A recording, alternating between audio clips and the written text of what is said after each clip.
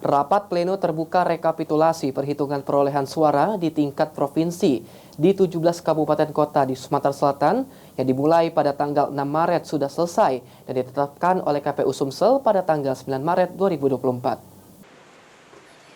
Komisi Pemilihan Umum Sumsel telah menyelesaikan rapat pleno terbuka rekapitulasi hasil perhitungan perolehan suara dan juga penetapan hasil pemilu serentak tahun 2024 tingkat Provinsi Sumsel pada tanggal 9 Maret 2024. Ketua KPU Sumsel Andika Pranata Jaya mengatakan untuk rekapitulasi di tingkat Provinsi Sumsel sudah selesai keseluruhan dan sudah ditetapkan dan ditandatangani oleh para saksi.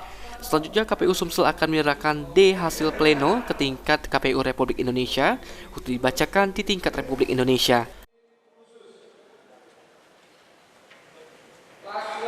Provinsi ini kami akan melakukan penyerahan hasil penetapan ini ke KPU Republik Indonesia untuk dibacakan di tingkat nasional hasil pemilu di daerah pemilihan Sumatera Selatan. Berarti untuk seluruh di tingkat provinsi ini sudah selesai semua? Semua sudah selesai, tadi sudah selesai, terakhir kan pembacaan DPD. Nanti yang DPD, DPR RI, dan Presiden.